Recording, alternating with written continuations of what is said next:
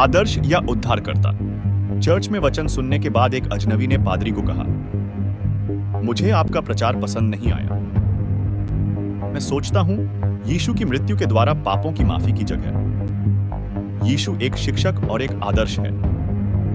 इस विषय पर प्रचार करना अधिक अच्छा होता। प्रचारक ने कहा, यदि मैं वही प्रचार करूं तो क्या तुम उसके पीछे चलोगे? जी हां, मैं उसके पद चिन्हों पर चलूंगा, अजनबी ने कहा।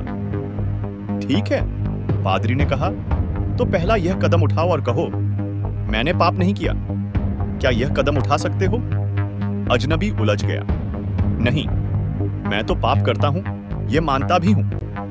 अच्छा, तो फिर आदर्श के रूप में यीशु तुम्हारी प्रथम आवश्यकता नहीं, परंतु उद्धारकर्ता के रूप में यीशु तुम्हारी प्रथम आवश्यकता है। यह संसार में प्रत्येक व्यक्ति की आवश्यकता है। रोमियो 3:22-25। आज बड़े प्रचारक यीशु को सिर्फ चंगा करने वाला, धनी करने वाला या एक धर्म गुरु के रूप में प्रकट करते हैं, पर यीशु की सही पहचान नहीं करवा रहे हैं। वे सलीब पर दिए यीशु का प्रचार नहीं कर रहे। ध्यान रहे, अगर वे हमें धनी बनाना चाहता, सिर्फ चंगा करना चाहता या अच्छी शिक्षा देना चाहता, तो ये सारे काम तो वे अपने जगत में आने से पहले अपने नबियों द्वारा कर ही रहा था। ऐसे तो उसे फिर धरती पर आने की जरूरत ही नहीं पड़ती। न उसके मुंह पर थूका जाता, न दाढ़ी नोची जाती, न कोड़े मारे जाते, न उसके हाथों पैरों पर किले ठोंकी जाती और न उसका लहू बहाया जाता, या वह साधारण मृत्यु भी मर सकता था। पर सच में वह अगर ऐसे न मरता तो हमारा उद्धार नहीं हो सकता था। जैसे वचन में लिखा है, वह हमारे ही अपराधों के कारण घायल किया गया, वे हमारे अधर्म के कामों के कारण कुचला गया, हमारी ही शांति के लिए उस पर टाड़ना पड़ी। यशायाह 53:5।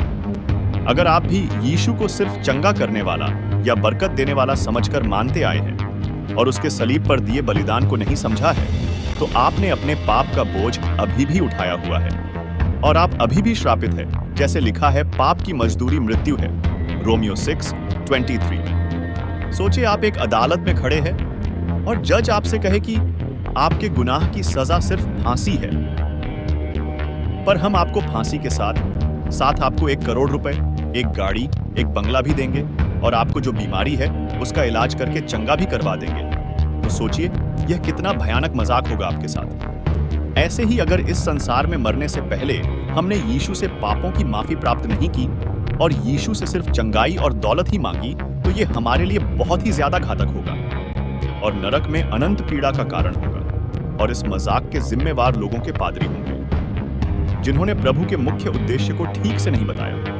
अगर हम देखें, प्रभु की शिक्षा धन के लोभ के विरुद्ध थी और कभी भी बाइबल में किसी सेवक को परमेश्वर से पैसा मांगते नहीं देखा, क्योंकि उनकी जरूरत परमेश्वर खुद पूरी करता था।